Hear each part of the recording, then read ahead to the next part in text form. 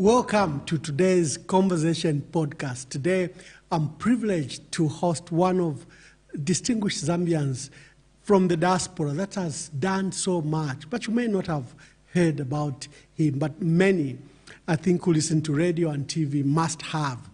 I'm hosting Chisanga Puta-Chekwe. He is the current president of Masomo Education Foundation, a Canadian charitable organization founded by himself that provides scholarship to young people, especially bright ones, but from low-income families. Before that, he served as Deputy Minister of the Ontario Ministry of Citizenship, Immigration and International Trade in Canada. He was also Deputy Minister responsible for women's issues and seniors affairs in Canada, a minister in Canada. In 1998, he became the founding chair and CEO of Ontario Rental Housing Tribunal. During his tenure during the tribunal, he became a best practice noted for having no backlog cases. He sat on numerous boards. Who is Chisanga Puta-Chekwe? This is our conversation today. Kanabesa, mwaise ni Zambia. Thank you very much. Tumwadila bechibembe mwachona Canada. Sir, you have had a distinguished career. You're an academic, you are an entrepreneur, you are a public servant, and we are here to draw lessons from you, just how you achieved this. But let's start with your early life. Who is Chisanga Puta-Chekwe? Oh, a very ordinary person who's had the privilege of leading an extraordinary life. That really is how I can describe it. I was talking to a group of young public servants in Ontario once. There was a program whereby allegedly successful people would talk to young entrepreneurs in the hope that these people would pass on some good ideas. Yeah. And a young fellow in the front row put up his hand at question time and said, you have been very successful. What advice can you give me? And I said, well, the question of success, the jury is still out. Yeah. I cannot claim to be successful. And in terms of your reference to my resume being well organized and quite neat, I said, I can assure you, at the time it was being created, it was anything but orderly. Yeah. And the first lesson to learn from that is that order comes from chaos. So you will have ups and downs. Yes, yes. But you really, in the broader scheme of things, it's part of the process, and that's what leads to order. But going back to the first question, I think it's healthy. I certainly find it healthy to acknowledge one's privilege. Yeah. I've heard people boast that they are self-made men. I think that their parents and God had something to do with that, but they don't acknowledge it. Yeah. The fact of the matter is I did not build the roads on which I was driven to go to school. I did not buy the car that I was driven in. I did not employ the driver who took me there. I am a privileged person largely because I was born in the right country, into the right family, at the right time, and I was given opportunities. Anyone, I think, given those opportunities, would achieve what I have achieved. Tell us about your early life, your parents, your schooling days, before we transition to your later life. There are certain markers in my life. I've got certain vivid memories, and perhaps my memories reflect my values. My parents were entrepreneurs. My mother was the first woman in Northern Rhodesia to be a managing director of a company. Wow. Which company did she lead? They had a family company which was initially called Puta Trading Limited, and then it became Chekwe Trading Limited. Yes. And they set up the first supermarket in Bancroft, which is now Chilabomboy. And as their success became better known, and of course in a world where men were privileged. My father became more involved with other enterprises. So my mother was left to run the family business as managing director, but he remained chair.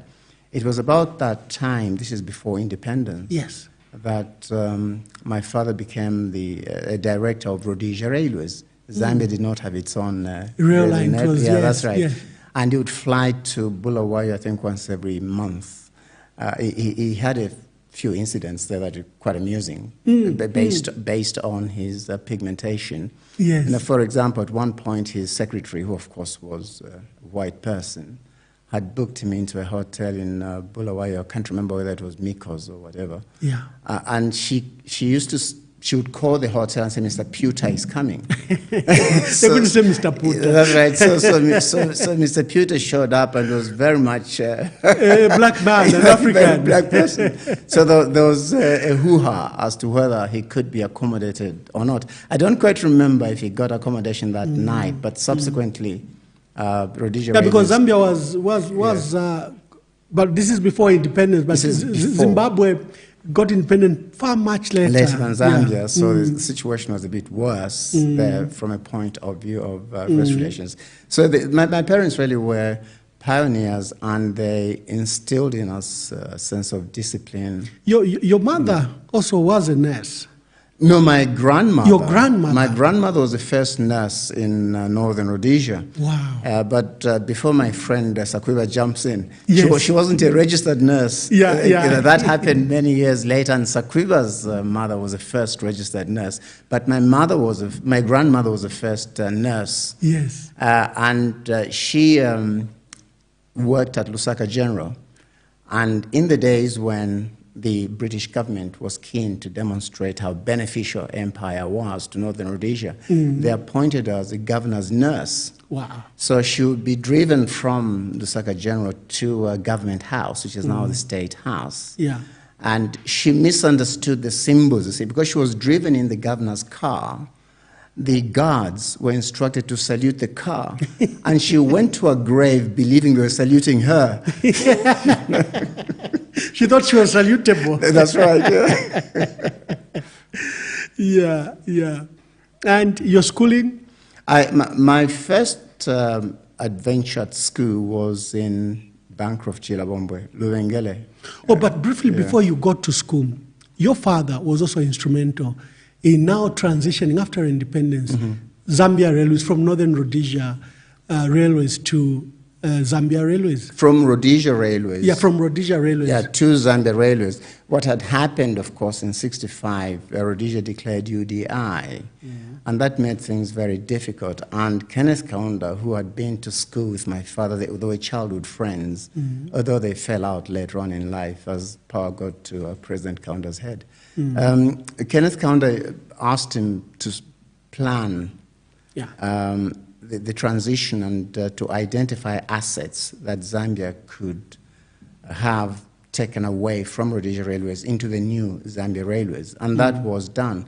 Unfortunately, the politics were so bad that the Zambians did not really push hard enough, and a lot of stock that remained in Zimbabwe, Rhodesia at that time, should really have come to Zambia. Same thing happened with the Air Force. You know, our jets should have come here, but they remained in Rhodesia, and subsequently they were used to bomb, against us later. Yeah, freedom fighter camps, that sort of thing. Yeah, yes. So my father, his job was to bring these assets together, set up a new organization, which he did, help draft the legislation which created Zambia Railways Board, and he became the first chairman and CEO. And I remember him actually traveling to buy diesel engines, to drive the locomotives. To drive locomotives, yes. And on one visit to the U.S., he met a young Zambian who was very impressed with. He had been told about this young man.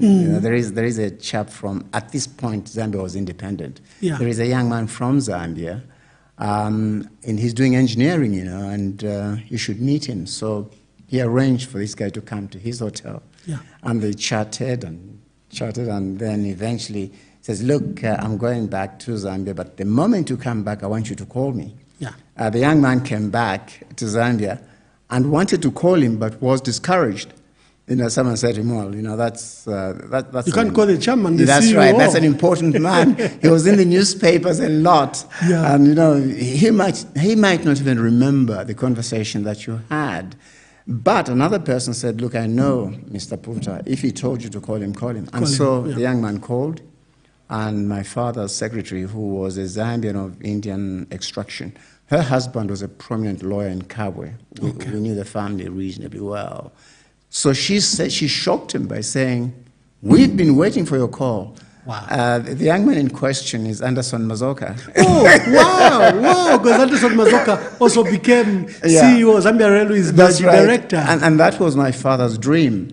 So when Anderson called, the secretary said, look, I think you should see him today. I know he's traveling, but he really will want to see you.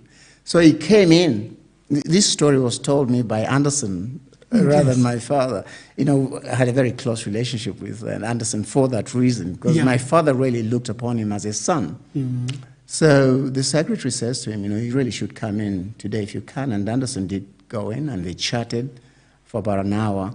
And then my father said, Anderson, I have to go. I'm traveling tonight. I have to go. And he then pulled a drawer, said, here's something I want you to consider, took out a letter and gave it to him.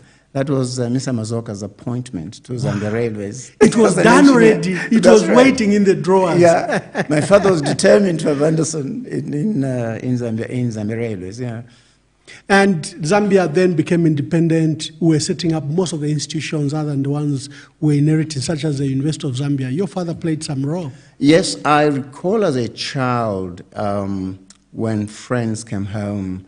The names that come to mind, I'm Sikota Wina. He was much younger than my father, and called him Wamdala, elder brother. My father was very fond of him. I remember Mr. Chona occasionally. Mr. Dingiswayo Banda was a very close friend of his. Mr. Pwepo, of course. President Kaunda was not so regular at that time because he was very busy, but when he came, they really did have good discussions. But one recurring conversation was, when we become independent, we must build a university for our children. And his friends said, well, you are so keen on this idea, you are going to find the money for it. And when they started this idea of building a university, he was appointed chief fundraiser for the Copperbelt province. And according to Professor Doug Anglin, whom I knew, he raised significant amounts of money.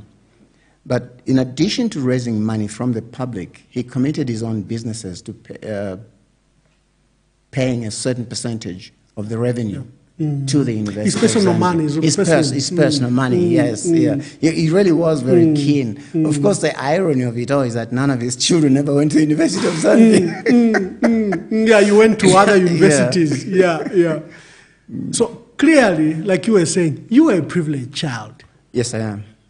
Even the schools you went to probably were white schools. Tell us about that. Actually, when I left Luvengela, I briefly went to Fiwale Primary School. And that's where I met a sort of a long-time friend, someone who became a friend for a very long time. Two friends, actually, very close friend, Arthur Litana, who is still in Ndola. And the other one you may have heard of, his name is Levi Mwanawasa. President Levi Mwanawasa. Yes, he subsequently became president of the republic. But I didn't like Fiwale very much. And I told my parents after the first term that I really wasn't too keen to go back. And at that point, we were moving from Bancroft to go to Chingola, and we were living in Musenga, which in typical... Bancroft as in Chilabombo. Sorry, Chilabombo, yes.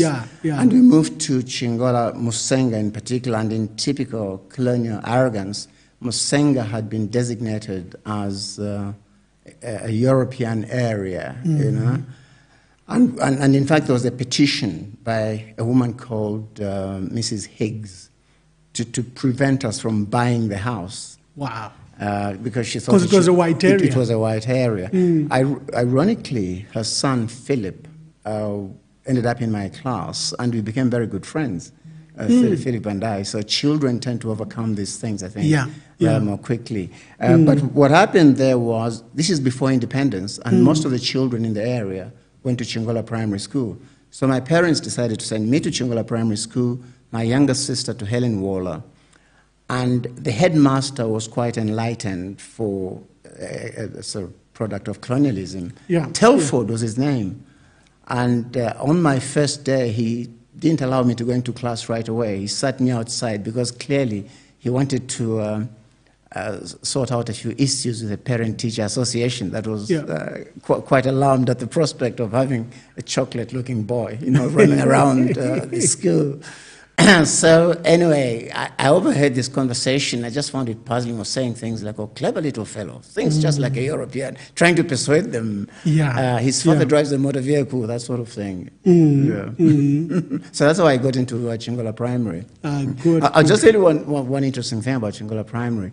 When independence was approaching, our homeroom teacher, Mrs. Van Rooyen, her son Christian was also a friend of mine in the same class.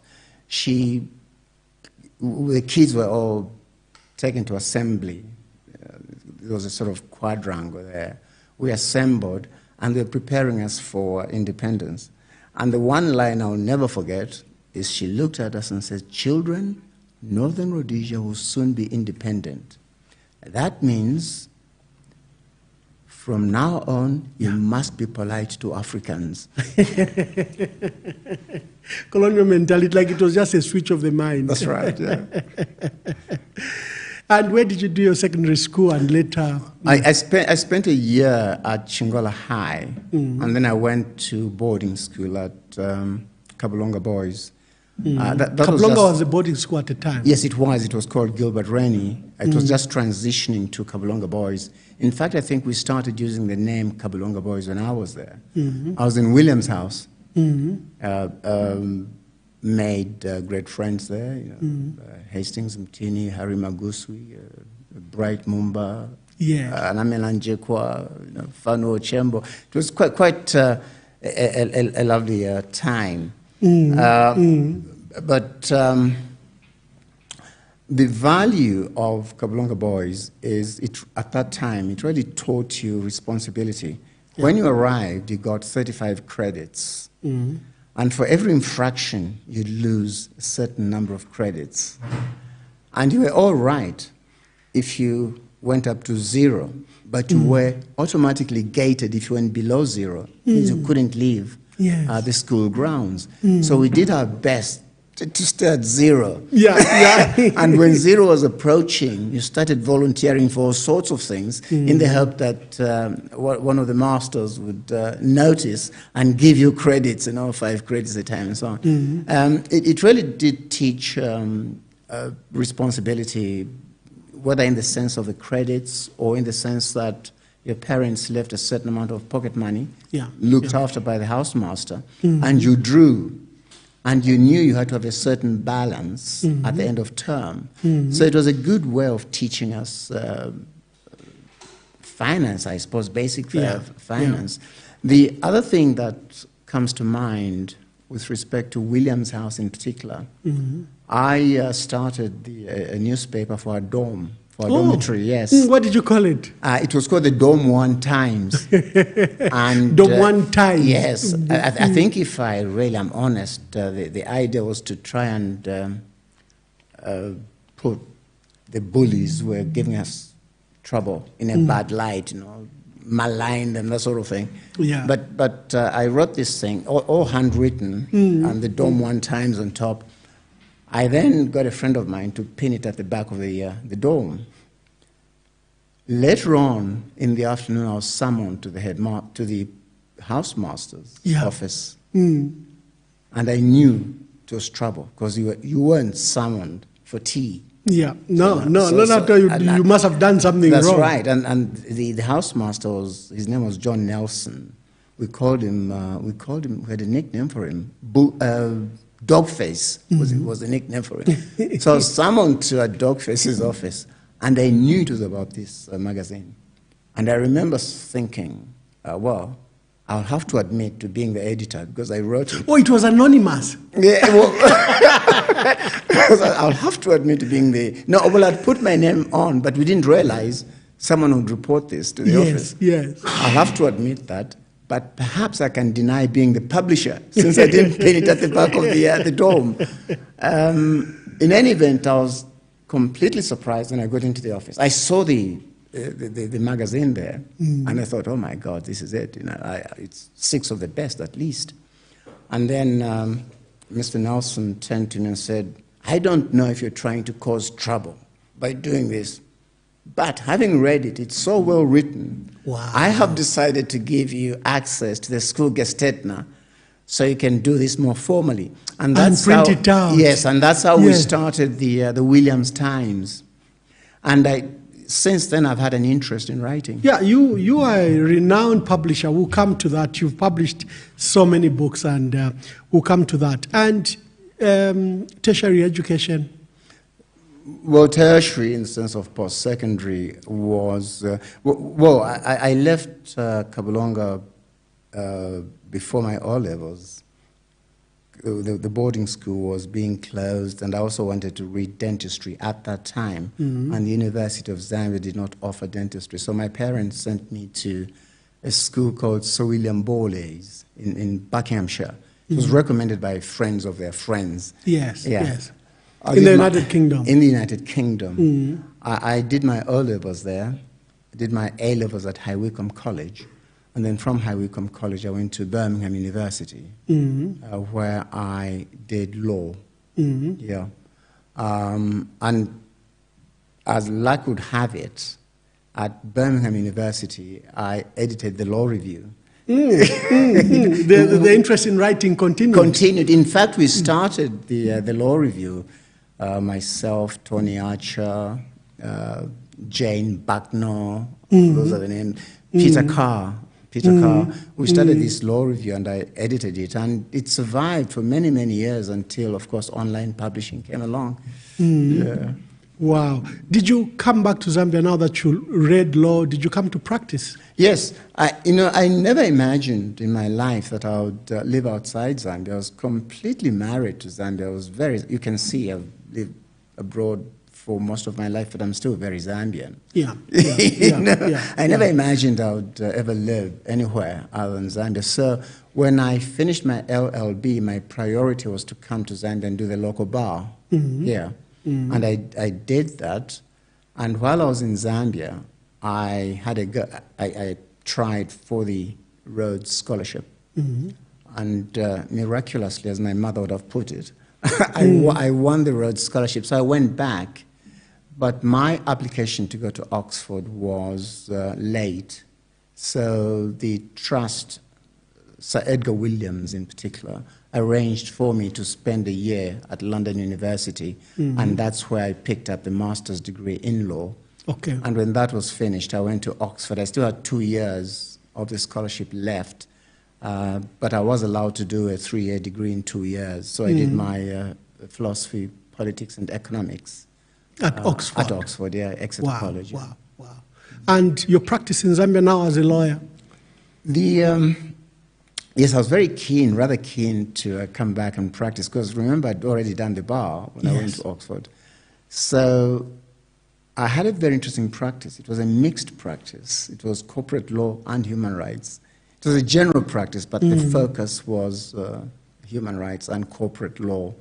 The two things don't normally go together because human rights law doesn't pay. Yeah. But I had corporate clients who were quite willing to subsidize human rights your role in human rights. As long as this is now under Dr. Kenneth David Kaunda. This is under President Kaunda's regime, there are issues around human rights with the one-party state. Oh, it was phenomenal. I'm glad that President Kaunda has been rehabilitated from a historical point of view. But we must not forget that he was a significant violator of human rights. Yes. For a start, the country was a one-party state. And what struck me about the one-party state was just how intellectually dishonest people can be. I met perfectly respectable people who try to defend this as a democracy. How can you have a democracy where political parties aren't allowed to function? No one can stand for president except the leader of the ruling party. How can that be a democracy? They used to call it one-party participatory democracy. Yes. Did it make it a democracy in any way? Yes, and you know, as my my great uncle by marriage, Harry Nkumbula, would say, if you have to spell it out, then it's not a democracy. Participatory democracy. So what happened, a number of people were quite concerned about this, but there were no formal channels for expressing that concern. The end result was the country seemed to be unanimous when it wasn't. Yeah, true. And it was a classic example of a country having a formal political sector and an informal political sector driving toward each other. And for people who could see that happening, they knew an explosion was coming. So it was a question of when and what type of explosion will it be. As a human rights lawyer, did you fall foul with the regime? Oh yes, because you are dealing with cases for persons and individuals who are deemed probably enemies of the state. Oh yes, I represented people considered to be enemies of the state. What had happened was about 2 years before independence, the colonial government, it actually was the Northern Rhodesia government. It was colonial, but there was participation by the indigenous population. They declared a state of emergency and brought into effect public security regulations. And under those regulations, the head of state could detain anyone indefinitely. Yeah. The only obligation was to provide reasons. I think for the head of state it was within a month, and the superintendent of police could also detain you. For longer periods, long detentions, without trial? Without trial at all. So this was becoming quite a cottage industry, the human rights, detention laws in particular. Unfortunately, we lived in circumstances of fear, and very few lawyers were prepared to do human rights work. I was one of them. The late President Mwanawasa, Bonaventure Mutale would do it. It wasn't too prominent, but he would do it. He was brave enough to do it. Pierce Anfield, Mundies Katana, these people would do human rights work. It became almost a cottage industry, as I say.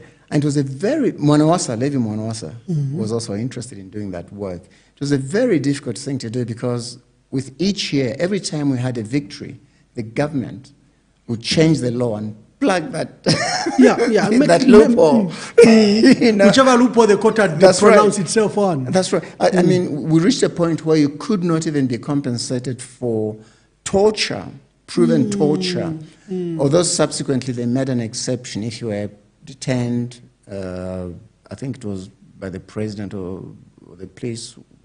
The president you could not claim, but if it was just a police detention, you could claim compensation. They excluded the president, those detained under presidential detention. That's right.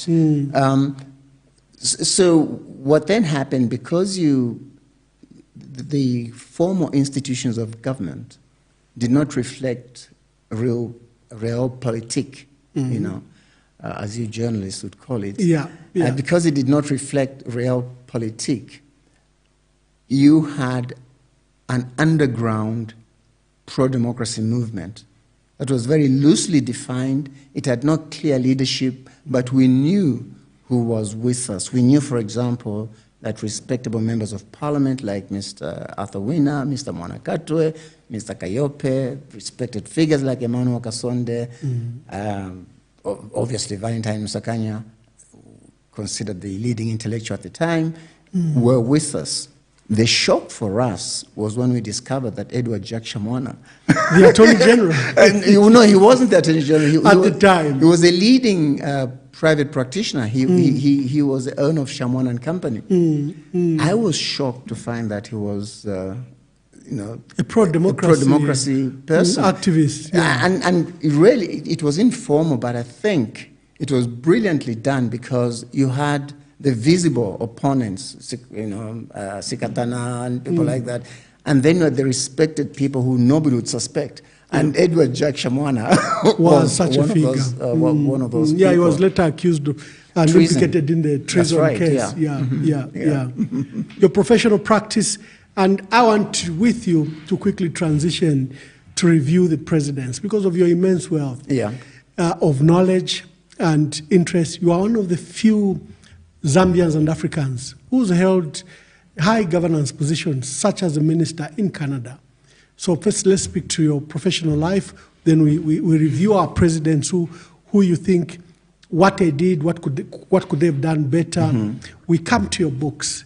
You are a well-renowned publisher, and there's a book I want to speak to, Zambia, The Pathway to Excellence, because that somehow tells us like what we should do as a country to come out of it. Other than your practice, I want you to begin reviewing Dr. Kaunda and Dr. Kaunda's 27-year rule. President Kaunda was a brilliant campaigner for independence, and he and Kapwepo complemented one another very effectively. But he was also very shrewd in the sense that he never allowed himself to be seen as an extremist. So when extremist ideas, or what the colonial government would consider to be extremist ideas, were suggested, he would let the suggestion come from his lieutenants, and particularly from someone as fearless as Simon Kapwepo. In fact, he was setting up Simon Kapwepo. He knew that Kapwepo was the more charismatic of the two, and was therefore perceived as the future leader of our country. Of the country, and he was the most credible threat against Kenneth Kaunda. Even though they were childhood friends, at one point were referred to as twins. You know, they came from the same district, same village, and they went to the same school. They were teachers, they came and settled in Florida, joined That's right.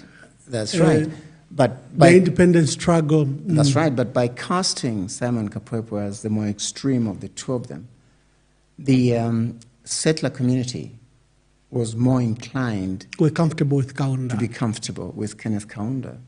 And that's a genesis of that provision in the 1964, before the 1964 Constitution. Before independence, that's right. Yes. Which actually named him as, he would be... I've never seen such a thing where a constitution has a name of the president it was the first one. Yeah. The excuse... Were there fears from your knowledge that maybe Kapwepo, through democratic process or you foster change, that they locked him out using the constitution? Because if anything happened and Kaunda was removed, you were going to have a constitutional crisis. Yeah. It said in that constitution before amendment in 1968 that Kenneth Kaunda would be president of the Republic of Zambia. The argument they would advance was that, well, Kenneth Kaunda was a prime minister.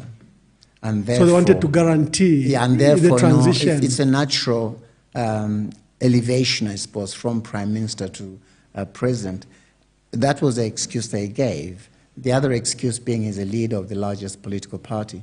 But in reality, the settler community was quite concerned, except people like Gordon and of course the white nationalists like Andrew Sadanis, Simon Zukas, and so on. Yeah, they would take a more rational view.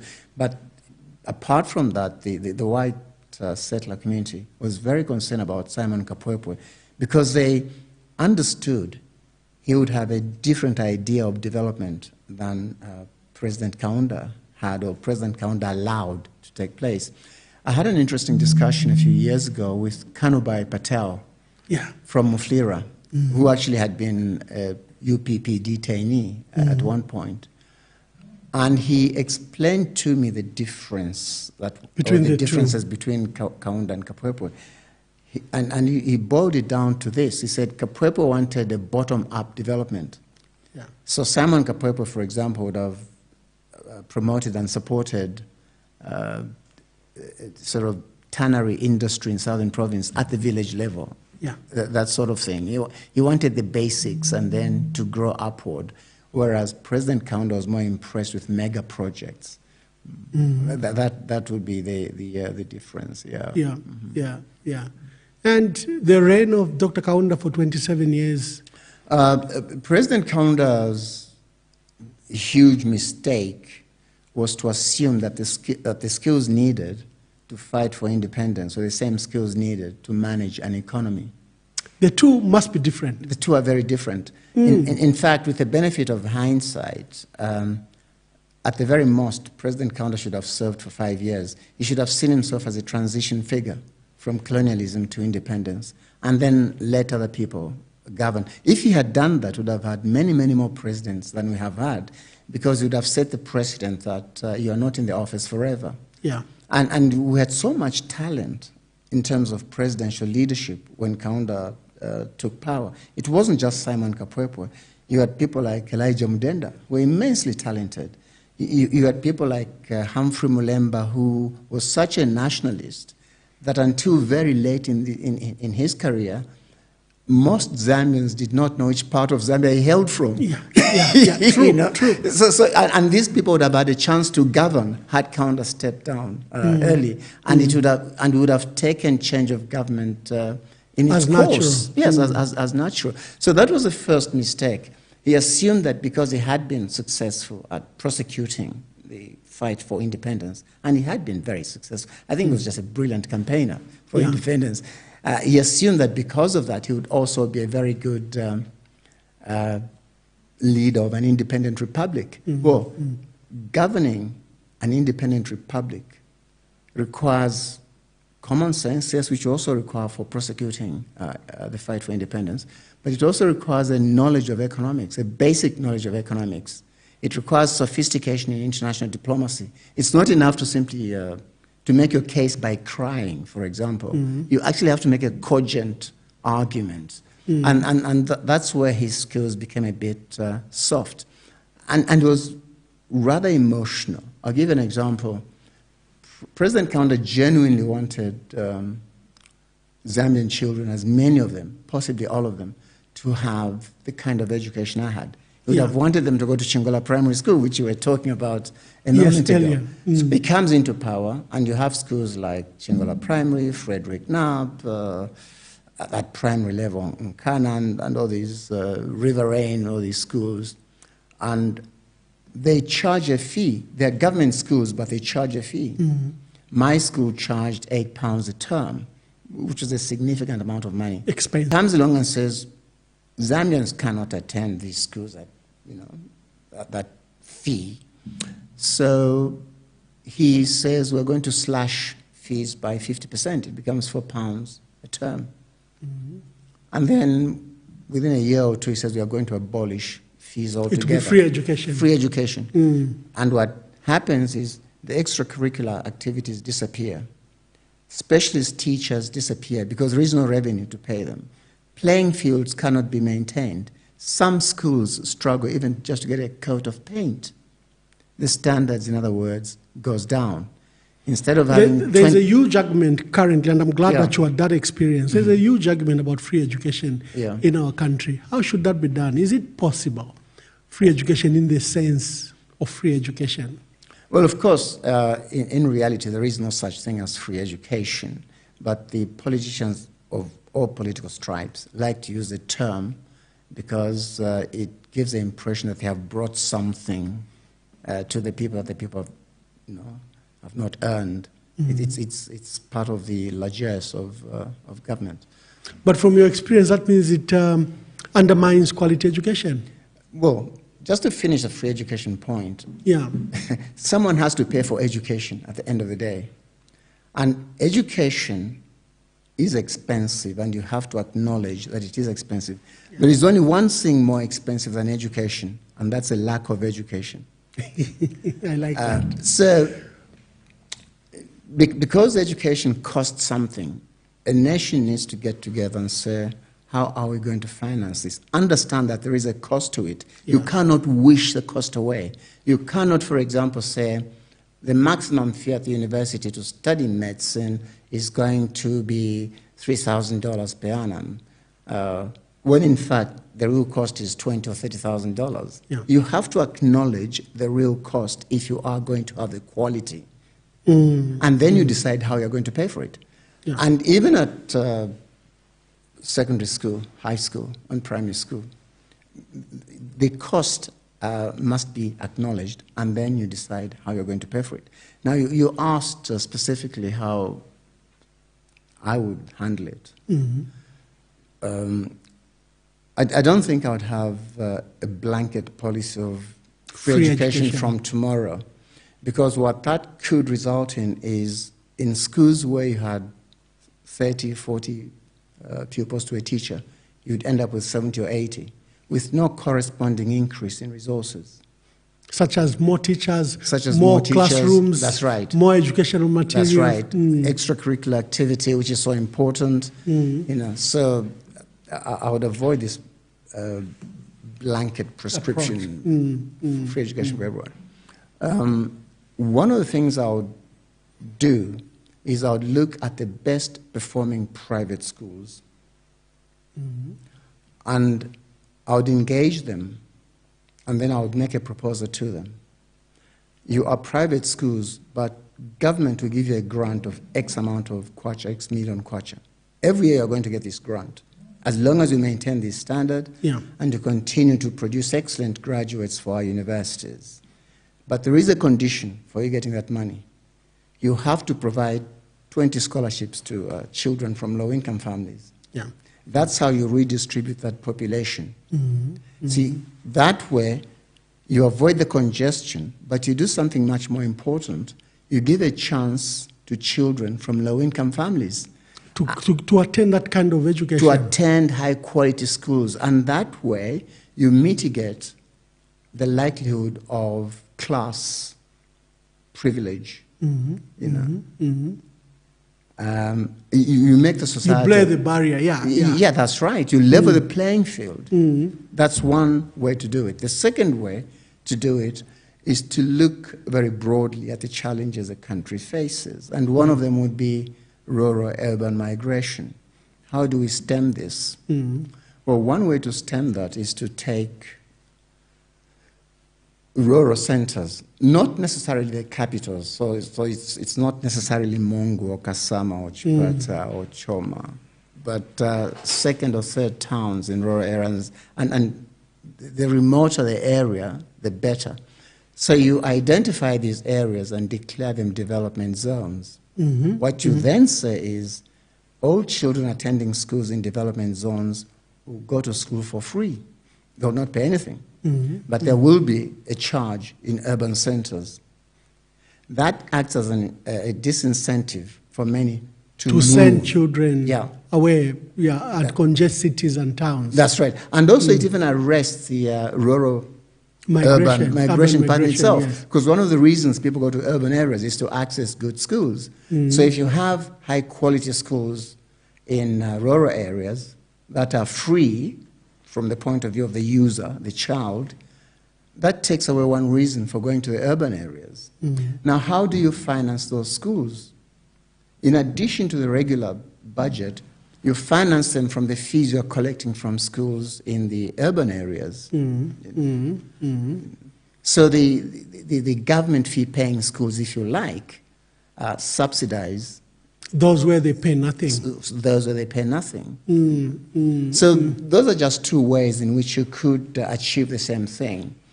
There is a third possibility. You give responsibility for education to local authorities. And the local authorities will get a grant from government, that's fine. But in addition to that, the local authorities are given power to raise funds locally for education. In Ontario, for example, and I think this is common practice across Canada, I get when I pay my property taxes, we call them rates here in Zambia.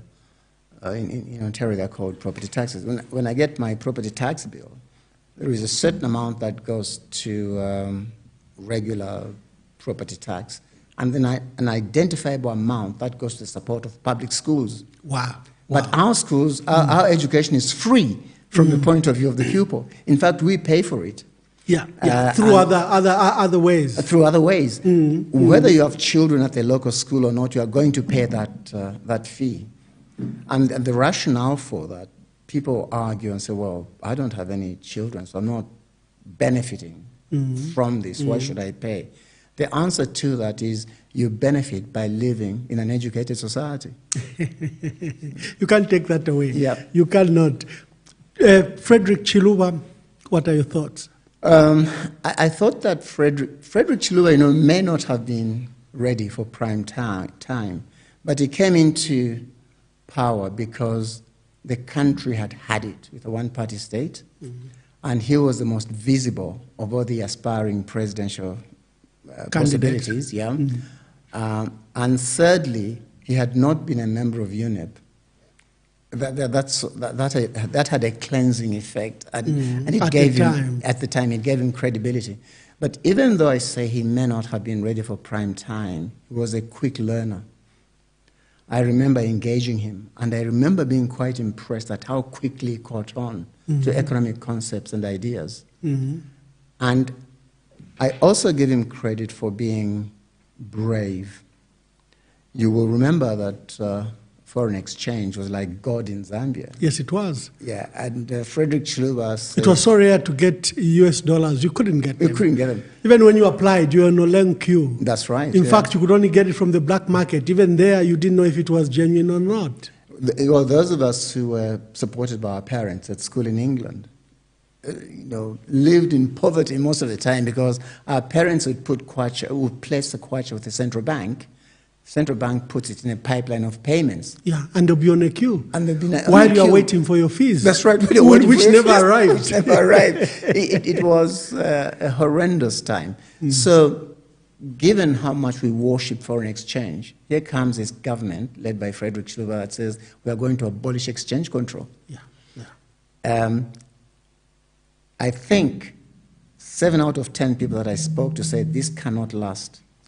And you remember the kwacha started going down. Yes, it quickly depreciated. It depreciated. And I went to see the president. I visited Zambia. I had a few things to do here. I visited Zambia and I went to see the president, and just to find out if he had the stamina for this and the nerve to keep going. So I said, no, Mr. President, the kwacha is declining so rapidly. What do you think? And he looked at me and said, you remember the way he spoke? Yes, so, yes. When Parliament, these things, it's like rain. And his argument was, look, when you have a drought, you pray for rain. Yeah. You get the rain, but the same rain causes floods. True. and they said, these are floods that you're seeing. And indeed, about 18 months after that, the kwacha stabilized. Because it had to go to its true value. Remember, the controlled specs were artificial. The value that the kwacha was placed at because of fear of political ramifications was artificial. Yes. So to allow it to reign, it was merely finding its true value. In fact, what we call the black market reflected the value of the kwacha the real much value more of the accurately than the yes. rate that were quoted by the banks. Yeah, you're absolutely right. I mean, that's what happened. And you remember after that massive devaluation, the currency stabilized. Yeah. And we had stability for almost, 15 years, 20 years? So the market worked in that case. So in terms of my assessment of President Chiluba, he does deserve credit for turning around the Zambian economy from what it was before. He made it easier for us to attract foreign investment because the investors knew they could take their dividends out without too much difficulty. I give him credit for allowing long-time tenants to purchase their own homes. That gave them some power, allowed them to use certificates of title, for example, as collateral, and start their own little businesses. I generally give him credit for liberalization. However, I think he made a mistake in the way the liberalization was done. Especially the privatization program. What's your view about the privatization program? Well, just before I come to the privatization program, because it's related, yes. One of the things we should have done was to make sure that as we were liberalizing, we also taxed imports appropriately and allowed raw materials to come in tax-free to keep our factories going. Okay. If we had done that, Copper Harvest would still be around, Dunlop would still be around, all these manufacturing companies would be around because they would have the advantage of easy access to raw materials. Coming tax-free? Coming in tax-free. And ideally we should... And would have brought down their production costs. That's right. And ideally we should also have signed on to the anti-dumping treaty. At one point I tried to get the government to ratify that many years ago, but they did not. Because that would have protected us from cheap imports, from sweatshops. So those really were some of the issues with his liberalization. Now the privatization, my preference, let me start with a simpler example. The company that was, what was it called? Cooper Brothers Company, CBC. It then became ZCBC. Yes.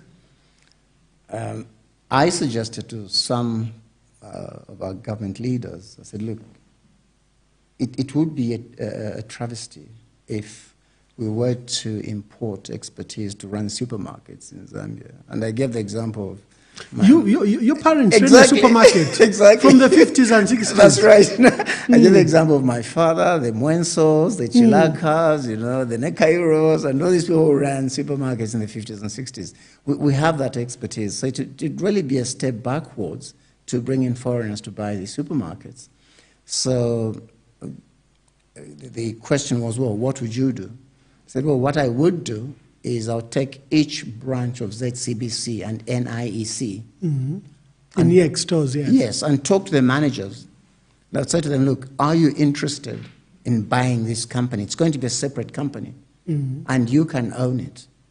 And if they are interested, they're able to capitalize it, all well and good, I'd have sold it to them. Now, if they wanted a franchise arrangement with say ShopRite, that was their business. They could have entered into a franchise arrangement. Exactly. But we replaced ZCBC NEX stores with ShopRite. With ShopRite, yeah. One large, again, monopolistic chain store. That's right. Yeah.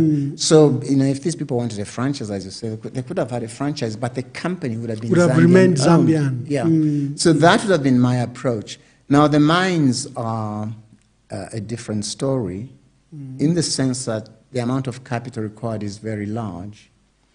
And we also were under pressure with the mines because by 1991, 1992, ZCCM was losing $1 million a day. So the mere fact that somebody came over and said, I'm buying it, stopped that leakage. That's what brought the pressure for privatization. But nonetheless, I would have wanted shares to be offered to the public, Zambian, to have shares in these companies, and significant shares.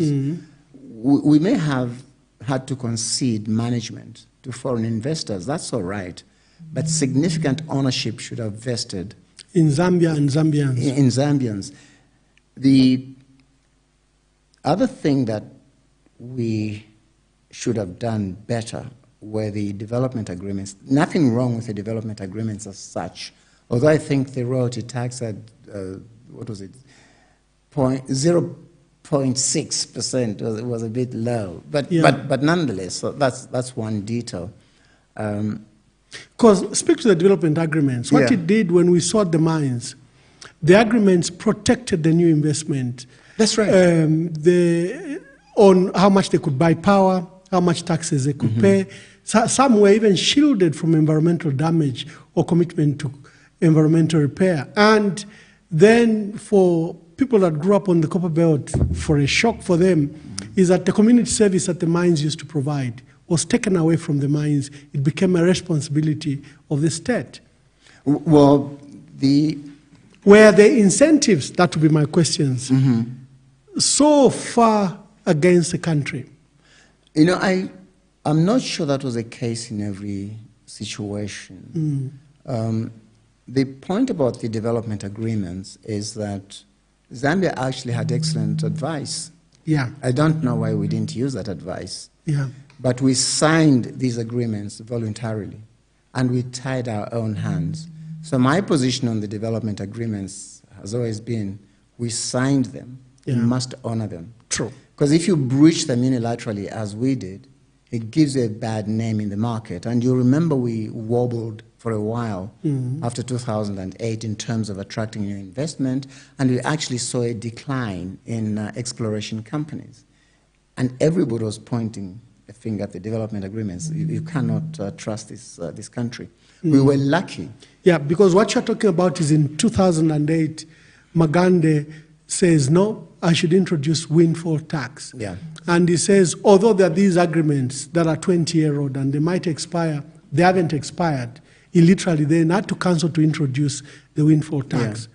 Although Msokotwane came to reinstate them, it was far, it had already caused the instability in the market. That's right. We got to Mwanawasa, your dear brother and friend, former classmate. Levy, the thing about President Mwanawasa, what really stands out most in my mind is a deep sense of loyalty. Yeah. And he had intellectual honesty as well. Most people who know us assume that our relationship was always cordial and so on. We would have arguments, very, very serious arguments. And he would take one position, I would take another, and usually the argument would end with him saying, well, let me think about this.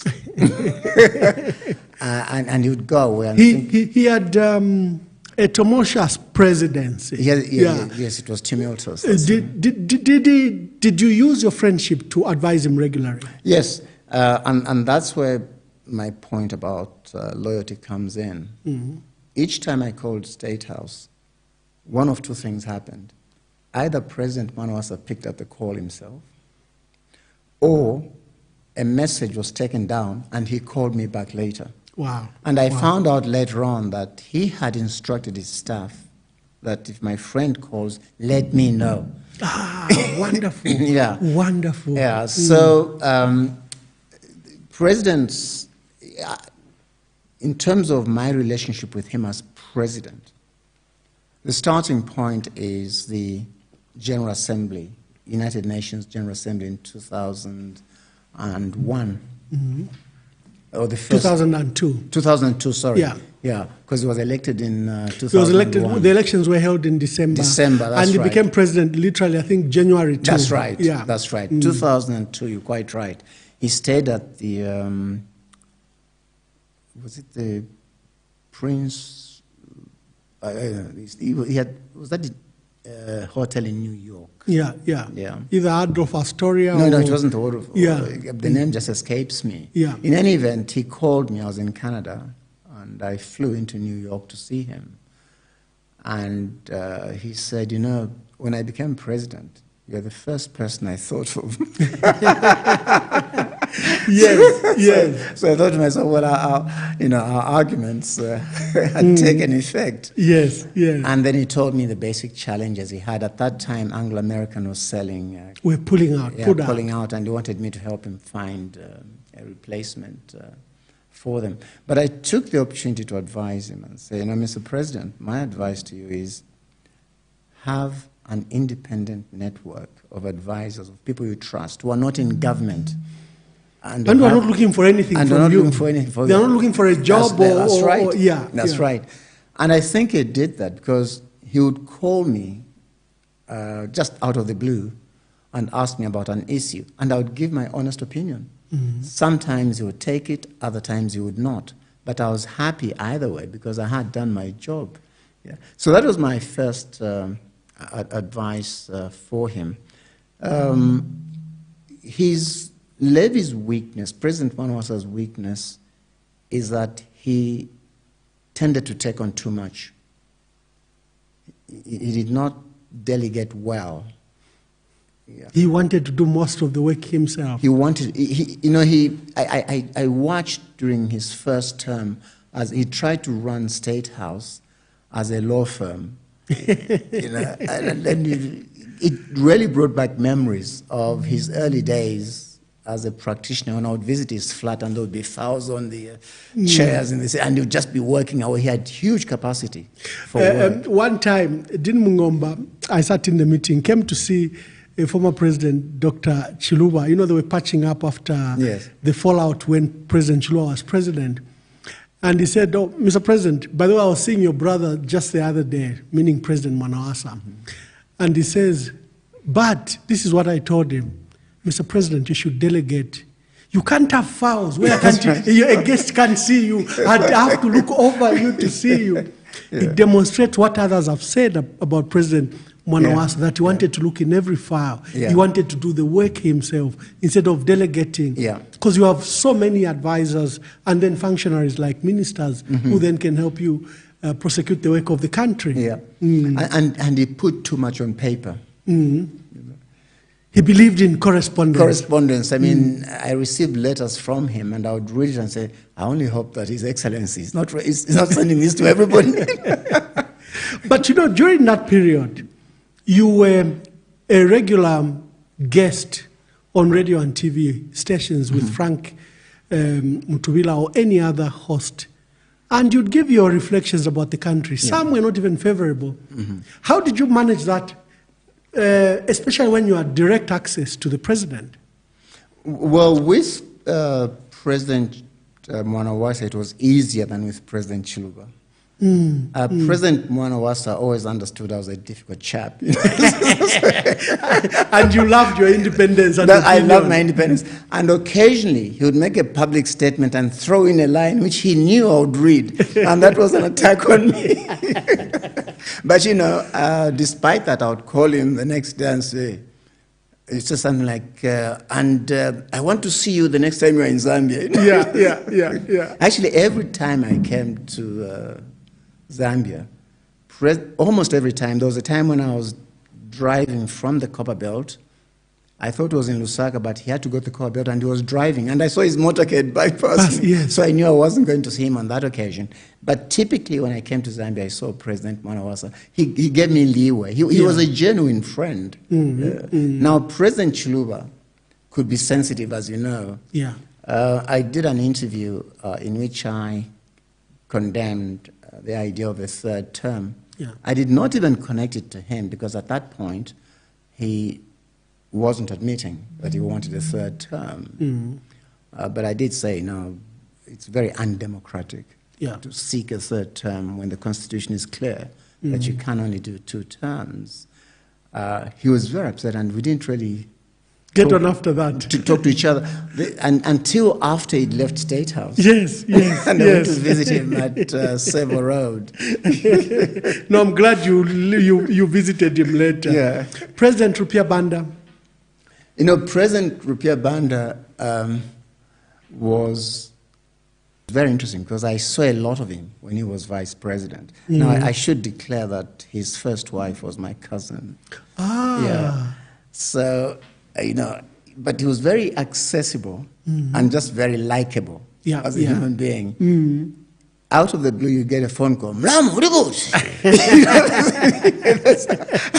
Yes. And he was just that kind of person. His strength, I think, was he could talk to the business community, because he always looked for a compromise solution. I know that it's during his reign that we received the massive investment we got from Nigeria. The 2-3 banks that came, Dangote, were during his time. He really was pro-business in the real sense. I don't know. I think his weakness might have been he was not as good a supervisor as he could have been in terms of overseeing operations and looking out for irregularities that might not have been a strength. But you are absolutely right. He was good at attracting investment. I think also retirement didn't do well. You know, when he came back in 2006 from, you know, literally from obscurity, he was well known in the 90s before that. But he went into retirement, and the country forgot about him. 15 years later, he's plucked as vice president. And even when he becomes president, I think the rustiness can show that is yet to keep up to the speed and demands of the office. Yes, you do need to be in tune with the way government works. And those gaps can show. I will give him credit for one more thing. President Banda started the discussion on diaspora engagement seriously. He was the first one to do that. And he actually named a diaspora ambassador, an informal ambassador. I think it was Hichilema. Yes. To coordinate all of you and your resources in the diaspora. That's right. He really took that first step. Now, he did not... Mwanawasa was also strong on that because he asked a lot of you to return home. Yes, President Mwanawasa asked people to return home, as did President Sata, but neither one of them told us what we were going to do at home. And neither one of them told us how we would manage the loss of income, that sort of thing. Now, President Banda also shied away from the issue of dual citizenship.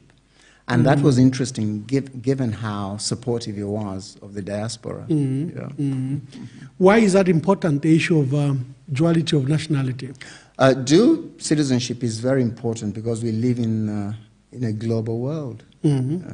Now, when you allow your citizens to have dual citizenship, it means they can leave their home country, go to a foreign country, and if they have the ability and the skills, they can then access jobs reserved for citizens, because they are now citizens of those countries.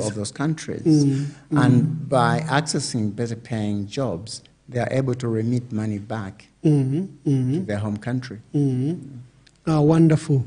President Michael Sata, now this is a special case. If there's anyone who's written a proper book about President Sata, it is you. You've actually even penned an international book on President Michael Sata. Tell us about his reign and what motivated you to write a book about him. I found President Sata a fascinating character. He did not have the typical political route, but at one and the same time, he had a political route. He had spent some time in trade unionism, but then he quickly went into the private sector. And he had a track record. I also liked the fact that he had done jobs at different levels. You know, being a porter at a station, being a managing director. At a station in London. That's right. And there's a path there. And people who do that learn a lot about life. And I think Sata had learned a lot about life. And that's why, you see, Sata could connect with low-income people, with people we call ordinary people. He could connect with them and engage them genuinely. And they would know that he was engaging and he meant it. And he meant it. And that's why they supported him. And that's why they were loyal to him. That was Sata's strength. I also think he was really genuinely against corruption. And in fact, during his reign, Zambia's ranking under the Transparency International Perception of Corruption Index, PCI, improved. Of course, it went down shortly after Sata left power. Mind you, he had a very strong Attorney General in Musa Mwenye. I don't know, Mr. Mwenye is not a friend of mine, so I'm not praising a friend or anything. I do think objectively. People who know you know that you speak frankly and candidly, and you don't speak with malice. You speak the facts, so don't worry. I think he had a great supporter in Mwenye in the fight against corruption. And the book, why did you write about him? I wrote about President Sata because of this unique character that he had. Just his life story was so compelling. And then, of course, he becomes president and falls ill, quite seriously ill shortly after that, and how he manages.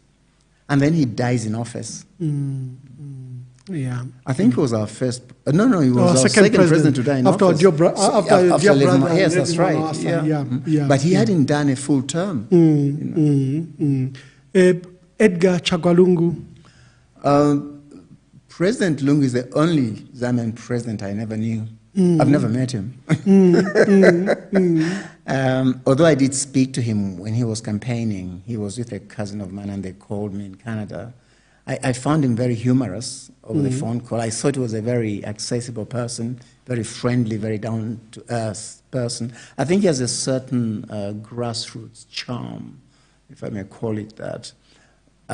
In just what I read about him, looking at the history and the performance of the Republic, I don't think he was a strong supervisor. I don't think he really took allegations of corruption seriously.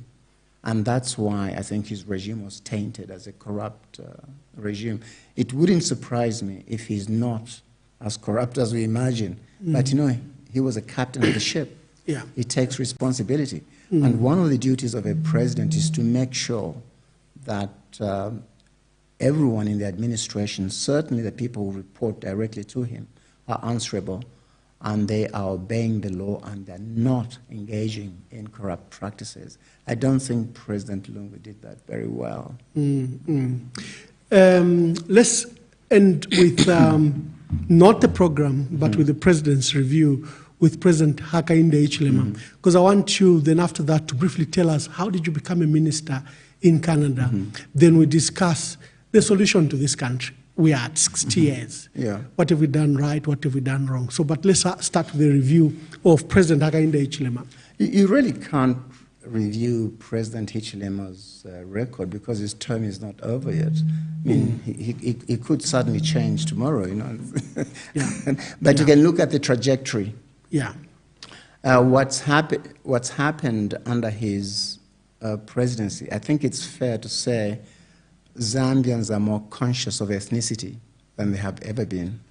Is he a divisive president? Why are these issues of tribe, regionalism coming up all of a sudden?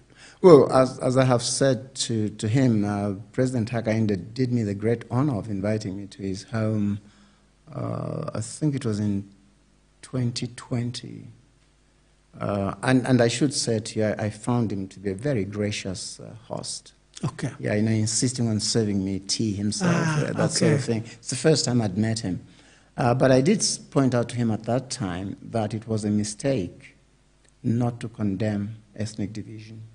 Even if he doesn't want to talk about it, as a leader of a multicultural country, he really has to condemn any suggestions of artificial difference, any ethnic slurs. He has to control that. And I gave him two examples. One was when he was emerging. He was very categorical. Yeah, yeah. And indeed, President Hichilema becomes a leader.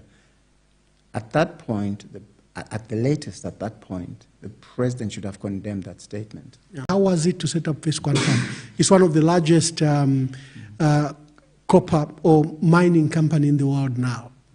No, I did not participate in the setting up of First Quantum Minerals. Okay. I was their first country manager here. Yes. However, I did identify First Quantum when it came on the market. And just listed, I think they first listed on the Vancouver Stock Exchange, if I remember correctly. And they were so positive about Zambia. They were trying to raise money at a time when it was very difficult to raise money for Zambia. In the end, I think they raised quarter. And where you even became a country director. How was it to set up First Quantum? It's one of the largest copper or mining company in the world now. No, I did not participate in the setting up of First Quantum Minerals. Okay. I was their first country manager here. Yes. However, I did identify First Quantum when it came on the market. And just listed, I think they first listed on the Vancouver Stock Exchange, if I remember correctly. And they were so positive about Zambia. They were trying to raise money at a time when it was very difficult to raise money for Zambia. In the end, I think they raised $250 million to develop Bonamkubwa. And they were really so knowledgeable about Zambia. They were telling a different story. The narrative was encouraging. And I decided to go and see them in Vancouver. I flew to Vancouver just to say, you're doing the right thing. Yeah, because you're talking positively about my country. You're talking positively about my country. You know, President Mwanawasa heard about this. I eventually met Philip Pascal, who passed away recently. Yes. Who was the chairman and CEO of First Quantum. And then, of course, they expanded their investments in Zambia.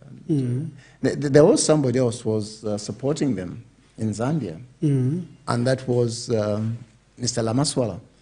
Yes, Mr. Lamaswala. Yeah. He was very... he also passed on, isn't it? I haven't heard. Oh, okay. Sorry. But I'm sorry. Yeah, we'll verify later. Yeah, but Philip Pascal was almost made for this market. Number one, he was born in Zimbabwe. I don't know if you know. He left Zimbabwe because of the Smith regime. Yeah. He became an Australian citizen. But his hope was to eventually settle in Zambia. And that's why he bought that lodge at Lower Kafue. And Philip had an affection for Zambia from a business point of view, because this is where First Quantum grew after Bwana Mkubwa. Yeah. But he also liked the people of Zambia. He liked to pay Zambian managers well, just like expatriates. And we were talking about development agreements a moment ago.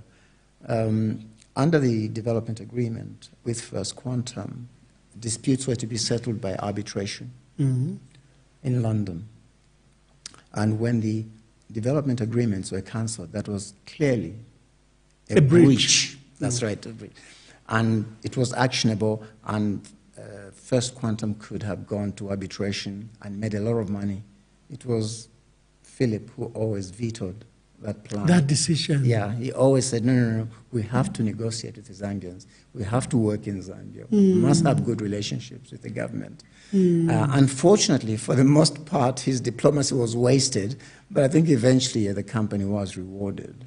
Okay. What takes you to Canada? Why are you in Canada? Then you rise to be even a minister in the Ontario government. When I left Zambia, during the one-party years, I represented some of the pro-democracy people I was telling you about. Yeah. And for my troubles, President Kaunda saw fit to detain me. And I was detained for 3 years and 3 months. 3 years, yeah. 3 months. Yeah, mostly at Mpima. Mpima. Yes, what did they accuse you of? Well, under the Preservation of Public Security Act, you don't actually have to have done anything. And the state doesn't disclose. The state simply says you are a threat to public security, and here are the reasons why we think you are a threat to public security. In my case, it translated basically as you knew of an attempt to rescue people in detention and you did not report this. Something, that's what it boiled down to. You are a lawyer. Yeah. You meet clients and, that could be misinterpreted. Well, but that's how tyrannical KK had degenerated to. Yes, his regime had become a complete stranger to morality, I think, and legal principle. So when you left prison, you knew you didn't belong here. I always suspected. It was for your own safety. Yeah, I always suspected I did not belong here, because I never accepted the one-party state. I never belonged to UNIP. Yeah, I'm probably the only person in my generation who I just did not agree with them. Yeah. And when I left prison, and not to belong to UNIP, for our ordinary people that may not remember, sometimes you couldn't even access public services. For example, the vigilantes would demand for a card for you to enter a market. Yeah. Some would even be stationed at hospitals or any public service to demand for that loyalty that you needed to belong to UNIP. Well, that's why in Zambia I've never worked in government or parastatals. I've always been in the private sector because they would never accept me under the one-party state. So when I left detention, I remember my first case was a detention case. It was a poor chap who had been arrested at the border, and nobody would represent him. Yeah. So I went and represented him. I was really quite committed to the cause Yeah. And then we had a comfortable life in Zambia. Then I went to the UK to work for Meridian International Bank. I was vice president and legal counsel. Then came back to run Meridian Management Services and Meridian Leasing Company. And on the way to work, I lived on Dunduza Chisanga. On the way to work, I would see this monstrosity coming up, the UNIP headquarters, and it just offended me so much personally. And I remember thinking, look, if I feel so emotional about something like this, there is no future for me in this country, and that's when I decided to leave. Why did it offend you? I just this thought, huge public building belonging to a political party. Because it was so costly, and they could have used the money for better things. And people were starving not too far from where that thing was. And we knew that because it belonged to UNIP, they were not using their monies like they were pretending that they were receiving public donations. It must have been public funds. It was extortion. Yeah. What they would do is they would send people to private companies and say to them, you know, someone will be coming here seeking donations. It's in your interest to make this donation, and companies would write checks to them. I just did not like that. I cannot function in a dictatorship, I've discovered. So that's why I left. Okay. Tell us about, how did you join politics in Canada, and how did you become a minister? No, I was not in politics. I was a deputy minister. In Canada, the deputy minister is a constitutional office, and that is the chief executive officer of the ministry. Okay. Yeah, that's what it is. Similar like a permanent secretary. Yes, with a bit more teeth, because, for example, a cabinet minister cannot hold a party and have alcohol without the say-so of the deputy minister. The deputy minister has to authorize it. And the deputy minister can spend, I had spending authority of about $999,999. Wow, $1 million. Yeah. Without reference to anyone. But of course there was a process that I liked to follow. But becoming a deputy minister was almost an accident for me. I had been, my first CEO job in government was as head of the Criminal Injuries Compensation Board. It was basically bankrupt. And I went in, and within 2 years, it was back in the black. That's a long story. I then left to go and run Oxfam Canada. Yeah. I did not really like the aid business. I became very cynical about aid.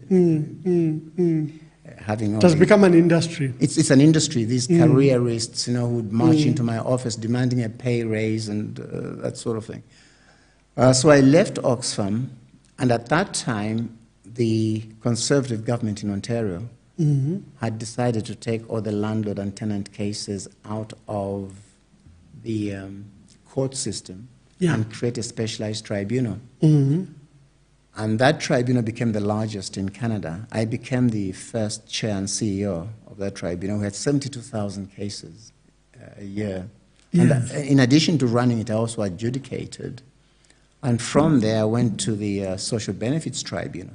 Now, it was during my tenure at the Social Benefits Tribunal that the Associate Secretary of Cabinet had breakfast with me. We had a breakfast meeting. Yeah. And she said to me, you know, you've been on our radar for some time. They were headhunting you. Would you be, what do you think of being a deputy minister? I said, oh, yes, I would like to do that. And so she said, oh, that's very good. And what happens in Canada before you become a deputy minister, you go to a firm, a private firm of headhunters, basically. But they do leadership assessments to see if you can lead people and so on. And they do your profile as well. So mine was done. And the Secretary of Cabinet, Tony Dean, who is now a senator, I'm in touch with him to this day, called me and said, look, you did very well in these assessments, so we are now looking for a ministry for you to run.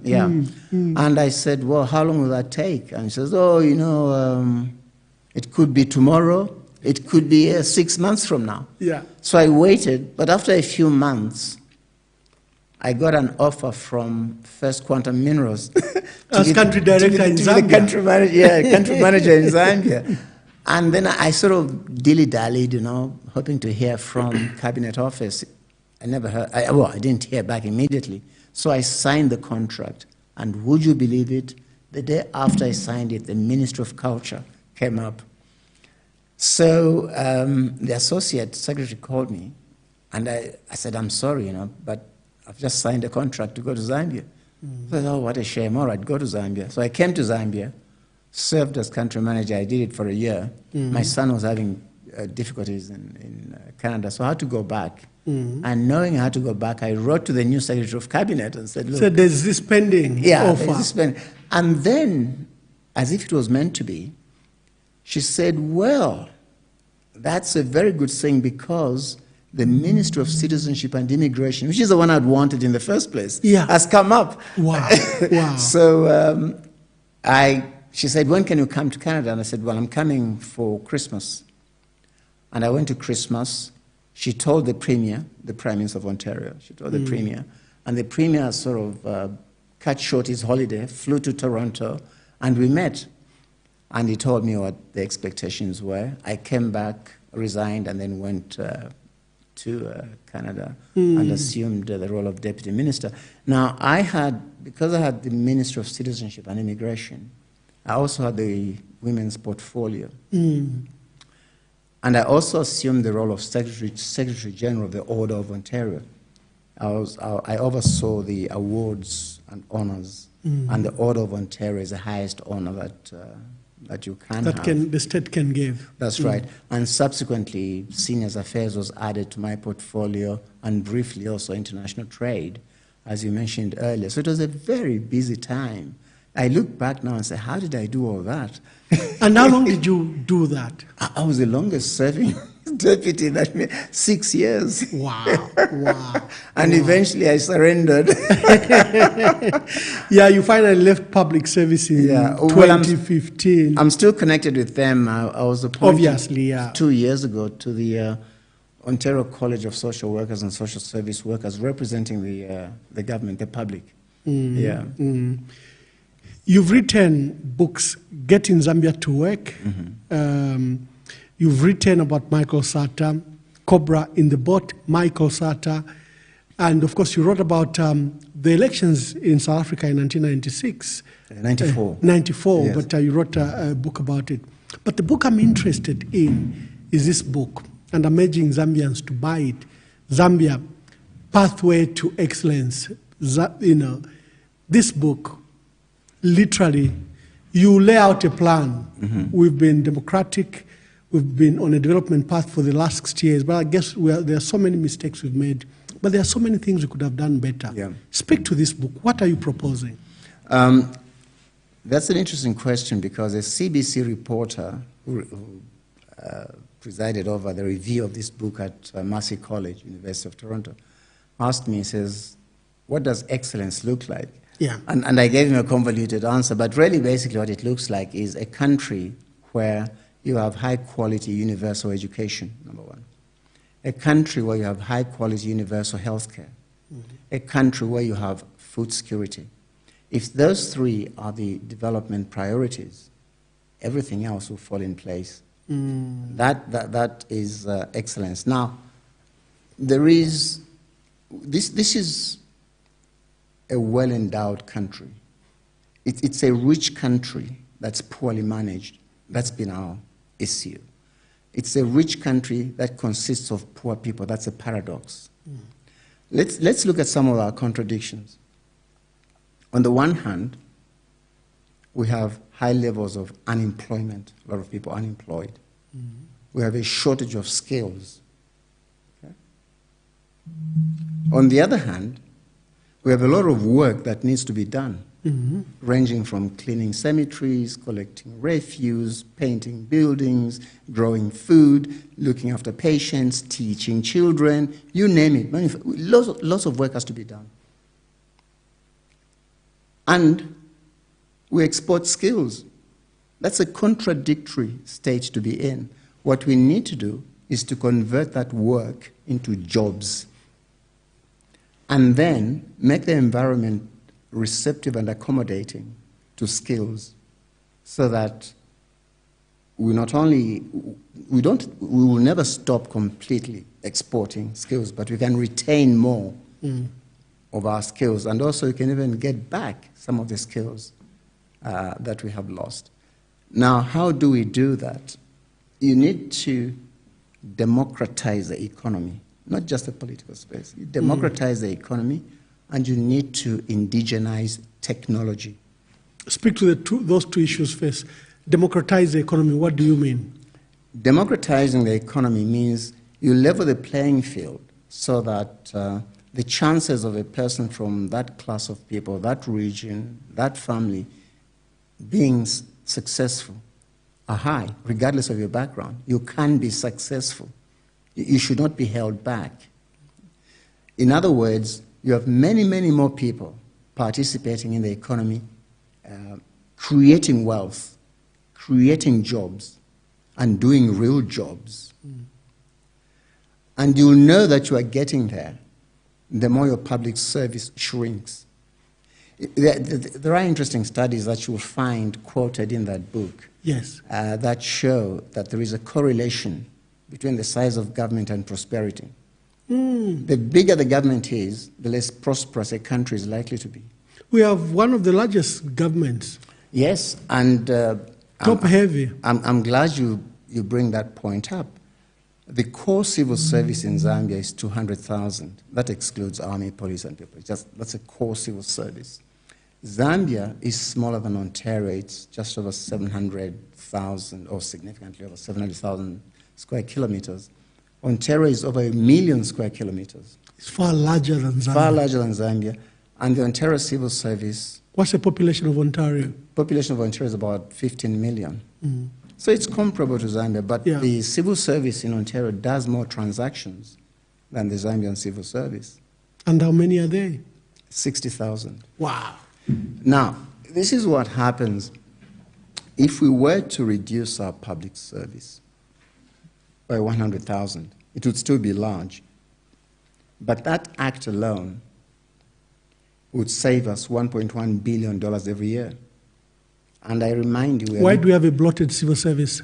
Because we politicized the civil service since 1969, when we abolished the professional civil service, even abolished the position of Secretary of Cabinet in 1969. That's what happened. President Chiluba tried to restore a professional civil service, and he brought back the titles. But I think that's as far as it went, because sooner rather than later, he saw the advantages of having a politicized civil service. Who should be doing the work that the civil service is doing? Because if we are to prune and make it lean, how will the work be done? Like, for example, this government is celebrating that we employed up to 42,000 public service workers, new public service, 30,000 teachers and 12,000, and they celebrate that as employment. Well, I'm not sure that would be employment in the same way as a manufacturing plant would create employment. These people are simply being added to the payroll. I'm sure some of them are adding some value, but nonetheless, the net effect is to increase government spending. And remember what I said about the correlation between government expenditure and prosperity, and even economic growth. No, that is true. Yeah. Our entire national budget, over 50% goes to paying just public service workers. To emoluments. Just 200,000 of them against a population of 20 million. That's right. They gobble the national budget up to 50%. That's right. And what percentage is government expenditure? It's over 30%. Yeah. And if you look at the most successful countries, Botswana is an exception, it's an outlier, but the most successful countries in the world, their government expenditure relative to GDP hovers around 13, 14, 15%. Wow. Yeah. So what are we doing wrong? For example, should the education, health services be done by the private sector? There should be a partnership. Okay. There should be a partnership. The Ministry of Education, the Ministry of health are absolutely critical in my view because they establish policy and they set standards, and they also provide inspectors to make sure that these services are being properly delivered. So they should, but the actual mechanics of teaching, providing healthcare, should really be done largely by the private sector. I suggested in getting Zambia to work that we could sell the UTH. Sell UTH? Yes, it's a fantastic infrastructure. Yes. You know? It's not always very clean, but the infrastructure is impressive. It's fantastic. And there are outfits... And who would run UTH? Well, there are outfits that are interested in creating international medical centers of excellence. And who will offer health services to our people? What would then happen is, when you sell UTH, there would be conditions. For example, you could say 10% of the patients must be treated free of charge. But you use the revenue you generate, and the figures were quite impressive that I used. You use the revenue generated to build hospitals in the provinces outside Lusaka. There's an architect called Cameron is his last name, and he designs hospitals. He wrote a book called Design as If You Give a Damn. I quoted it in Getting Zambia to Work. Yeah. And he can build a 15, 20-bed hospital for $100,000, $120,000. So you engage someone from his school or background to help you design these hospitals. With the money you get from selling UTH, you can set up 2 new hospitals in each province, number one. Number two, you can set up a trust fund to finance the training and pay of doctors when the national budget fails, as well as nurses. You know? You can do the same for teachers. And that kind of idea is worth exploring. You believe the state should have very minimal presence in the economy? No, I believe the state should have necessary presence. Necessary? In the economy. Yeah. Okay. There are certain things that the state does splendidly. Inspecting services is one of them. So regulatory services should be done by the state? Regulatory, to yes. maintain standards, regulatory should be done by the state to maintain standards, to encourage more investment, and to make sure that there is compliance with the laws, labor laws, for example. Okay. What are we doing wrong? What could be done better? Most of our challenges go back to the fact that we don't have a professional, efficient, non-partisan civil service. We often find ourselves in a position where a very good idea is put on the table, but there is no one to convert that into basic policy and then into actionable policy. The civil service does that. Yeah. And the reason we don't have those civil servants to convert this into actionable policy is that we have politicized the civil service. We have an abnormal turnover of the civil service when a new president comes in. He flushes everyone out. And it's not just this government. To a certain degree, maybe less obviously, but to a certain degree, every government has done it since 1969. So if you don't have a civil service that can convert policy or even just basic ideas into actionable policy, nothing will get done. The setting up, for example, of a presidential delivery unit, what are your views? My view is that, look, let's deal with what is wrong. The presidential delivery unit or government delivery unit is supposed to be the secretary to cabinet and his team. That is a presidential delivery unit. By creating a presidential delivery unit, either at State House or anywhere, you are bypassing resolving the crisis that is before you. One way of guaranteeing malfunction in a system is to create too many institutions. You know, you have this overlap everywhere. That's the one reason I opposed IDC when the PF set it up. Yes, I remember you were a critic. Yes. You were saying Indeco, Findeco, Mindeco, whatever they are, They are failures. So why are you recreating IDC? Just speak to that. Yeah. And why you think it was wrong. I thought, IDC would be a parasitic albatross that will simply suck from its alleged subsidiaries. But the reason for really opposing it at that time was it was completely unnecessary because you already had ZCCM-IH. Yes. It was focused on the mining industry, but it was flexible enough to invest in other areas because it wasn't an operating company. So why create IDC as well, which has the same mandate as ZCCM-IH? So really, I'm very skeptical about respond or reacting to challenges by simply creating new institutions. Yeah. The creation of IDC, or in this case, Presidential Delivery Unit, instead of resolving the issues, you are bypassing the issues and you are just creating more monsters. Parallel.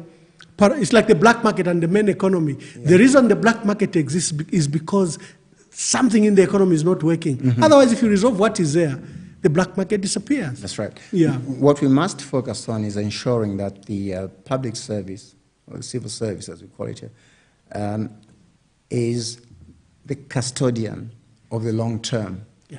The people who run the public service must have constitutional protections. Security of tenure. Security of tenure. And if you do that, we shall then end this very damaging practice of each time there is a change of government, you throw the baby out with the bathwater.